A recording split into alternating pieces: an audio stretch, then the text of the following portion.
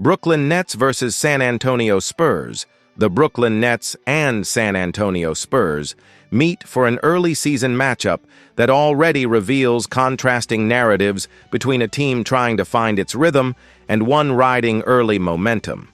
The Spurs enter at 2-0 and sit atop the Southwest Division, while the Nets stumble in at 0-2, languishing at the bottom of the Atlantic.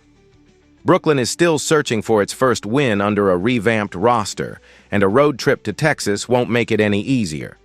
The Spurs, meanwhile, look like a team poised to build on their off-season additions, combining youthful energy with veteran stability. The series opener in San Antonio marks the first of two regular season meetings, and early trends suggest it could be a statement night for both sides. The Spurs' efficient offense has been the story so far, averaging 122.5 points per game while shooting an impressive 51.4% from the field. They've displayed sharp ball movement, collecting 24.5 assists per game and dominating the glass with 54.5 rebounds. In contrast, the Nets' offense has been potent but erratic, averaging 120.5 points, yet surrendering too many transition opportunities. Brooklyn's 47.8% shooting has kept them competitive, but defensive lapses and inconsistency in rebounding have been costly. The Nets' 0-2 start included a pair of high-scoring defeats, falling 131-124 to Cleveland and 136-117 to Charlotte, highlighting their struggles to close games and defend the perimeter. San Antonio's balance has been fueled by its depth. Even without several rotation players, the Spurs system has thrived on unselfish play. Lindy Waters III, Kelly Olynyk, and Luke Kornet are sidelined until later in the week, while key contributors like De'Aaron Fox and Jeremy Sochan are out until early November. Yet the Spurs haven't missed a beat, thanks to their young core stepping up early.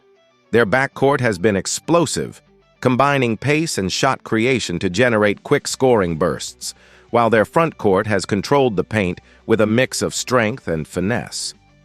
The Spurs' last outing, a 124-108 win over Indiana, underscored how well they adapt, maintaining composure and intensity for 4 quarters. Brooklyn's challenge lies in overcoming its injury setbacks and defensive inefficiencies. Forward Danny Wolf and guard Drake Powell remain out through October 27th, while Haywood Highsmith is sidelined until mid-December with a lingering injury. Those absences have thinned their rotation and forced younger players into larger roles. The Nets' offensive numbers, averaging 120.5 points with 27.5 assists per game, reflect their ability to move the ball, but their defense has allowed 125-plus points in consecutive games. They've dropped their last 2 contests despite strong scoring nights from the perimeter, suggesting a lack of rim protection and late-game poise. Momentum heavily favors San Antonio. The Spurs have won their first 2 games convincingly, 125-92 over Dallas and 120-116 in overtime against New Orleans. They've demonstrated composure under pressure and a commitment to defense, particularly in the final minutes. Their +2 rebounding edge per game has helped them control tempo, while their 9 steals per game hint at an active, opportunistic defensive approach. The Nets, conversely, are struggling to find their identity, showing offensive firepower but little consistency in execution or stops. Brooklyn's shooting efficiency and fast-paced offense will test San Antonio's transition defense, but unless their frontcourt can slow down the Spurs' second-chance scoring, they may again find themselves outpaced. From a standings perspective, the stakes are small but significant. The Spurs aim to maintain early command of the Southwest, while Brooklyn seeks to avoid falling 3 games behind in the competitive Atlantic Division. Both franchises are in development phases, but San Antonio's structure and home court comfort give them a tangible edge. Frost Bank Center has already become a fortress this season, and the Spurs' early confidence makes them a tough opponent for any visiting team still in flux. Key factors include Brooklyn limiting turnovers, San Antonio's rebounding, and pace control. If the Nets shoot over 48% and tighten defense, they can stay close. But the Spurs' depth, interior defense, and offensive rhythm make them the stronger team, likely pulling away late despite a competitive first half. Prediction: the analytics favor San Antonio heavily, giving them roughly an 82% chance to secure their third straight win. Brooklyn's offensive potential will keep things interesting early, but San Antonio's balance, energy, and home advantage should prevail. Final score projection: Spurs 126, Nets 115. After analyzing both teams, my pick for this match is San Antonio Spurs winner. Drop your thoughts and predictions in the comments box. Milwaukee Bucks versus Cleveland Cavaliers. The Eastern Conference spotlight turns to Cleveland as the Milwaukee Bucks, 2-0 first in the East, visit the Cleveland Cavaliers, 1-1, 10th in the East, in an early season clash of teams with playoff ambitions. Milwaukee has stormed out of the gate behind its offensive firepower and veteran leadership, while Cleveland is still searching for consistency following an uneven start. The Bucks' perfect record underscores their contender credentials, while the Cavaliers are eager to prove that last season's promising core can contend again. Despite Milwaukee's dominance on paper, Cleveland holds a 72.3% win probability at home, signaling that the matchup might be tighter than standings suggest. Milwaukee's offense has been electric, averaging 127.5 points per game while shooting 51.6% from the field and dishing 28 assists per contest. Cleveland, meanwhile, averages 121.0 points with a nearly identical 50% shooting clip, relying heavily on perimeter production and pace. The Bucks' early season form features a strong supporting cast around Giannis Antetokounmpo, who is questionable but expected to play through minor soreness. New addition Kyle Kuzma and guard Kevin Porter Jr. are also on the injury report, the latter sidelined until October 28th. For Cleveland, injuries loom larger. Darius Garland remains out until November, Max Strus until December, and DeAndre Hunter is a game-time decision. The absences test Cleveland's depth and force the spotlight on Donovan Mitchell, whose scoring leadership will be essential against Milwaukee's balanced attack. While there's no pitching matchup in basketball terms, the game's strategic equivalent lies in the front-court duel. Giannis Antetokounmpo's versatility, combining power, playmaking, and rim protection, contrasts sharply with Cleveland's reliance on Evan Mobley's length and defensive timing. Mobley's ability to contest shots and stretch the floor offensively could dictate whether the Cavaliers can slow Milwaukee's transition pace. Brook Lopez adds an inside-out threat for the Bucks, opening lanes for perimeter sharpshooters and putting pressure on Cleveland's smaller lineups. The Cavaliers' counterpunch may come from Jarrett Allen's rebounding presence, aiming to limit second-chance points that fuel Milwaukee's rhythm. Offensively, Milwaukee's balanced scoring has been its hallmark. The Bucks' recent wins, 133-120 over Washington and 122-116 against Toronto, showcase their depth and efficiency, with contributions coming from across the roster.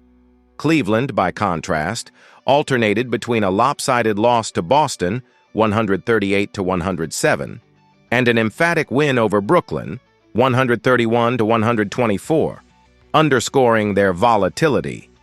When the Cavaliers' three-point shooting clicks, they can outscore anyone. When it falters, defensive lapses tend to magnify. Without Garland's playmaking, Mitchell will shoulder more creation duties, potentially inviting turnovers against Milwaukee's aggressive defensive schemes. In the Central Division standings, Milwaukee shares the top spot with Chicago at 2-0, both riding two-game win streaks. Cleveland at 1-1 sits tied with Detroit but ahead of Indiana, which remains winless.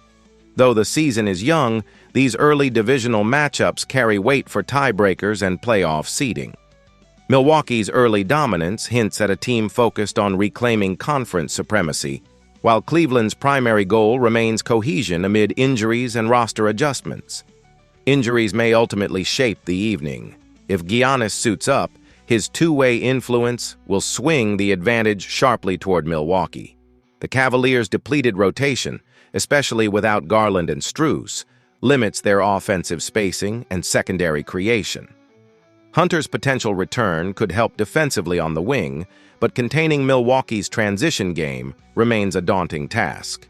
X factors could determine the outcome. For the Bucks, bench production from Malik Beasley and Bobby Portis has provided a spark, sustaining leads when stars rest. For Cleveland, rookie guard Craig Porter Jr. and Mobley's offensive assertiveness must offset the missing firepower. The tempo battle will be crucial. Milwaukee thrives in fast-paced, high-efficiency possessions, while Cleveland must slow the game, rely on defensive rebounding, and force half-court execution. Prediction: Milwaukee's cohesion and offensive rhythm make them the favorites to extend their unbeaten streak. Even with the Cavaliers' home court advantage and crowd energy, the Bucks' depth and star power should prevail. Expect Giannis to flirt with a triple-double and Milwaukee to pull away late. Final projection: Bucks 128, Cavaliers 118. Milwaukee moves to 3-0, continuing to look every bit like an early Eastern Conference powerhouse. After analyzing both teams, my pick for this match is Milwaukee Bucks winner. Drop your thoughts and predictions in the comments box. Charlotte Hornets versus Washington Wizards. The Charlotte Hornets and Washington Wizards square off in an early-season Southeast Division showdown at Capital One Arena, with both teams entering at 1-1 and looking to establish momentum in a balanced division race. Each squad has shown flashes of offensive firepower and defensive vulnerability through the first week of the season, setting up a matchup that could define early narratives for two rebuilding franchises seeking direction. The Hornets, coming off a narrow loss to the Philadelphia 76ers, aim to bounce back with their young core leading the charge, while the Wizards look to defend their home floor after a statement win over the Dallas Mavericks.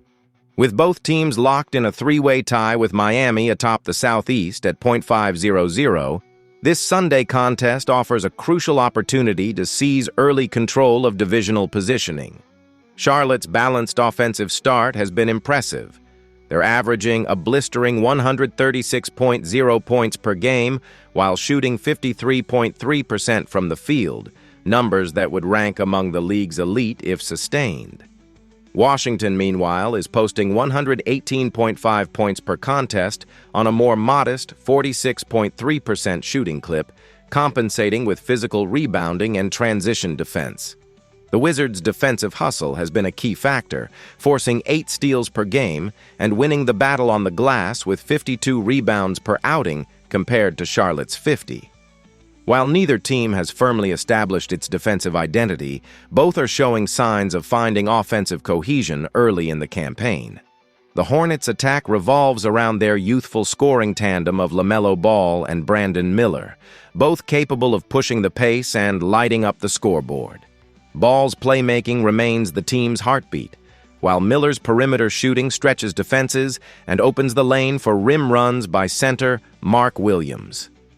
Charlotte's 33 assists per game underscore their commitment to ball movement, a promising sign of evolving chemistry under head coach Steve Clifford. On the other side, Washington is powered by veteran guard Jordan Poole and emerging forward Kyle Kuzma, who combined for over 45 points in their most recent victory. Poole's streaky shooting can tilt games, while Kuzma's versatility and rebounding anchor the front court. Rookie Bilal Coulibaly, sidelined with a minor injury until early November, leaves a small defensive gap on the perimeter that Charlotte's wings will look to exploit. Recent form slightly favors Washington, which has split its last 5 games, but enters this one on a win after defeating Dallas 117-107. The Wizards' earlier losses to Milwaukee and Detroit revealed defensive lapses against high-paced offenses, but the Dallas win showed improved spacing and late-game composure. Charlotte's form, meanwhile, has been volatile. Their last 5 include a lone victory over the Brooklyn Nets, sandwiched between losses to New York, Memphis, and Philadelphia. Despite their offensive efficiency, the Hornets' defensive inconsistency remains their Achilles heel, allowing 121 or more points in 3 of their last 4. Charlotte's lone win came when their defense forced turnovers and limited second-chance points, an area they must focus on again versus Washington's front court. In the early standings, the Hornets, Wizards, and Heat share the Southeast lead at 1-1, underscoring how slim the margins are this early in the season. Atlanta and Orlando trail by half a game, meaning each victory carries immediate divisional significance. While the playoffs are far on the horizon, early rhythm and team confidence often set the tone for young rosters like these. Charlotte seeks to prove its offensive outburst isn't a fluke, while Washington wants to validate that its revamped lineup can win without relying on individual heroics. Charlotte has the health advantage, giving them depth and rotation flexibility. Washington misses Coulibaly, limiting wing defense and putting pressure on Avdija and Poole. Bench play will be crucial, as Washington's second unit must manage tempo against Charlotte's energetic reserves led by rookie Nick Smith Jr. X factors are crucial. For Charlotte, defensive discipline and rebounding will dictate if their offense can prevail. For Washington, three-point efficiency and ball security are key. Analytics give the Wizards a slight edge, 51.9% win probability, reflecting their balanced roster and home court advantage. Prediction: expect a fast-paced game with both teams attacking in transition. Charlotte's offense could surge, but Washington's rebounding and home defense give them the edge. Final: Wizards 124, Hornets 118, fueled by second-chance points and late-game execution to take an early Southeast Division lead. After analyzing both teams, my pick for this match is Washington Wizards winner. Drop your thoughts and predictions in the comments box. Toronto Raptors versus Dallas Mavericks. The Toronto Raptors, 1-1, and Dallas Mavericks, 0-2, square off in an early-season interconference matchup at the American Airlines Center, where both teams aim to set their course after uneven starts. Toronto, sitting 6th in the Eastern Conference, seeks to rebound from a narrow loss to Milwaukee, while Dallas, winless through 2 games, looks to avoid a third straight defeat and climb from the bottom of the Western standings. The contrast in their current trajectories is clear. The Raptors are finding chemistry behind a rejuvenated offense, while the Mavericks are struggling for rhythm amid early injuries to key rotation players. This contest offers an early litmus test for both teams, whether Toronto's fast-paced, balanced attack can hold up against Dallas's perimeter-heavy offense, still adjusting to absences in the backcourt. While there's no pitching duel in basketball terms, the tactical matchup mirrors one. Toronto's offensive balance, averaging an impressive 127.0 points per game on 53.3% shooting, goes against a Dallas defense that's surrendering nearly 120 points per outing. Head coach Darko Rajakovic's Raptors have leaned into their depth and tempo, spreading touches across multiple scorers while maintaining defensive energy. On the other side, Jason Kidd's Mavericks, typically reliant on elite guard play, are without 2 key creators in Kyrie Irving and Dante Exum, forcing Luka Doncic to carry an outsized load. Without Irving's shot creation and Exum's defensive reliability, Dallas has leaned more heavily on transition looks and secondary scorers like Tim Hardaway Jr. and Grant Williams, a formula that's yet to produce a win. Toronto's offensive leaders have been sharp early. Scotty Barnes continues his evolution into a two-way focal point, averaging around 20 points and 9 rebounds while providing defensive length on the perimeter. R.J. Barrett and Emmanuel Quickley have supplied perimeter scoring and playmaking, each hovering near 40% from deep through 2 games. The Raptors' spacing and unselfish ball movement, averaging 25 assists per game, have allowed them to create high-percentage looks and punish switches, a key advantage against a Dallas defense missing its communication anchor in Irving. For the Mavericks, Doncic remains the heartbeat, averaging roughly 31 points, 8 rebounds, and 9 assists. But he's been forced to orchestrate nearly every offensive set. The absence of secondary playmakers has made Dallas predictable in half-court execution, and their 40.4% team shooting underscores how much they miss Irving's offensive gravity. Recent form suggests contrasting momentum. The Raptors split their first 2 games, including a 138-118 win over Atlanta and a tough 122-116 loss to Milwaukee, showcasing both their offensive firepower and defensive inconsistency. Toronto's pace and scoring depth have stood out, but they've struggled to close quarters against elite competition. Dallas, meanwhile, has opened 0-2 with losses to Washington and San Antonio. Their inability to defend in transition and rebound effectively, just 40.5 boards per game, has left them chasing games early. Until they rediscover balance, the Mavericks' offense risks being overwhelmed by more athletic teams like Toronto. From a standings perspective, the stakes are modest but meaningful. Toronto sits in the middle of a crowded Atlantic Division behind unbeaten New York and Philadelphia, aiming to build early stability after a rebuilding phase that has quickly transformed into playoff ambitions. Dallas, tied at the bottom of the Southwest Division, faces growing pressure as San Antonio and Memphis surge ahead. Another loss would deepen concerns about roster health and chemistry, especially with Irving sidelined until January, and both Daniel Gafford and Brandon Williams questionable. Injuries could shape this matchup. Toronto's Colin Murray-Boyles is a game-time decision, though wing depth helps.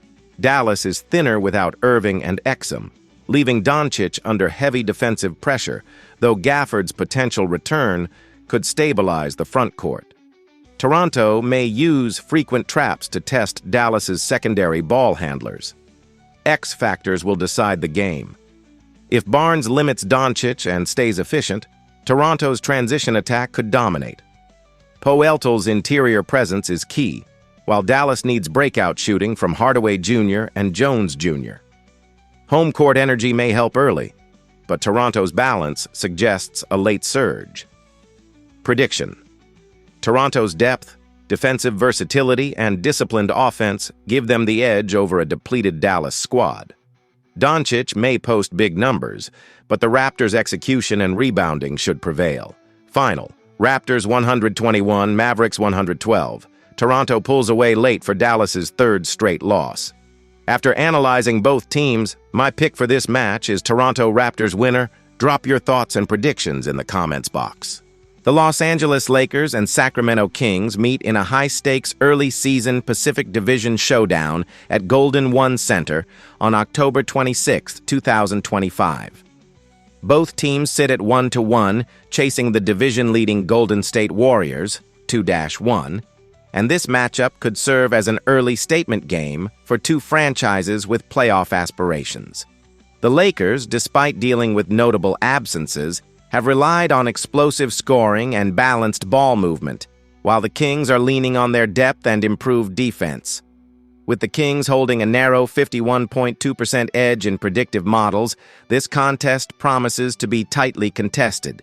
Los Angeles comes in averaging 118.5 points per game, while shooting an efficient 56.9% from the field and 38.5% from deep.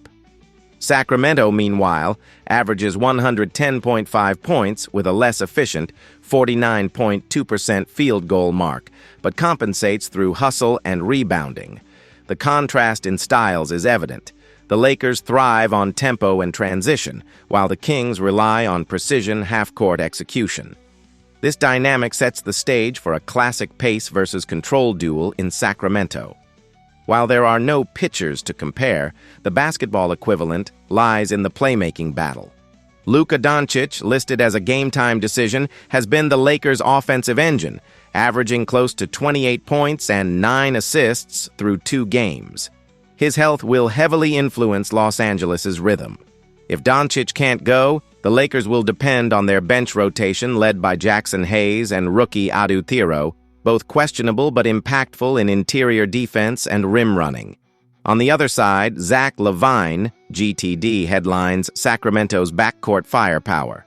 When healthy, he pairs explosively with point guard De'Aaron Fox, who's been averaging roughly 25 points per night with high efficiency.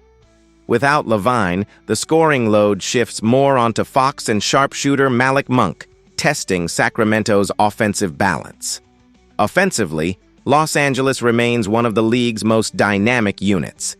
Even with LeBron James sidelined until mid-November, the Lakers have showcased impressive ball movement, averaging 24.5 assists per game, and are getting production from versatile forward Rui Hachimura and guard Austin Reeves.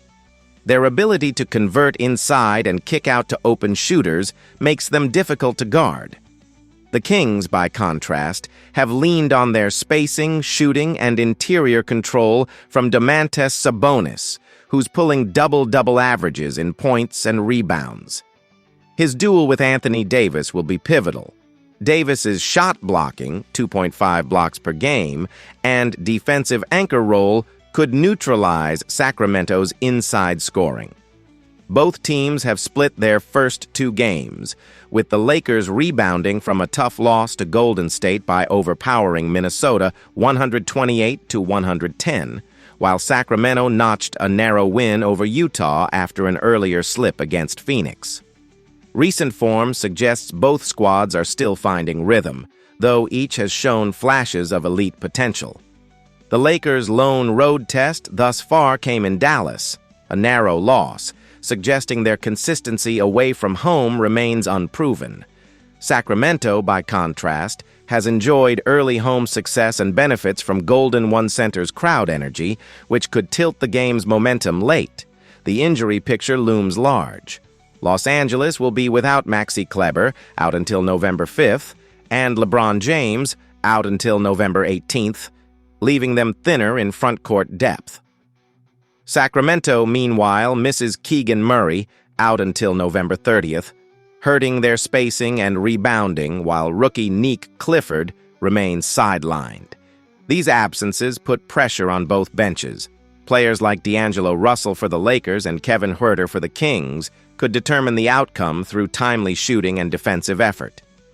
In terms of standings, the game carries early Pacific Division implications. Both the Lakers and Kings are tied at 1-1 alongside the Clippers, trailing Golden State by just half a game. With the Western Conference projected to be tightly packed, every divisional matchup counts, especially between 2 teams expected to battle for mid-tier playoff seeding. A win here could provide valuable tiebreaker leverage later in the season. The X factors are clear: Luka Doncic's availability, Anthony Davis's defensive dominance, and Domantas Sabonis's ability to dictate tempo. If Doncic plays, the Lakers' offensive ceiling rises dramatically, but if he sits, Sacramento's depth and home court advantage could prevail. Expect a competitive affair with physical play inside and fast-paced runs on both ends. Prediction: Sacramento Kings 118, Los Angeles Lakers 113. The Kings' home energy and Sabonis's all-around performance should give them the edge in a game defined by attrition, shot-making, and execution under pressure. After analyzing both teams, my pick for this match is Sacramento Kings winner. Drop your thoughts and predictions in the comments box.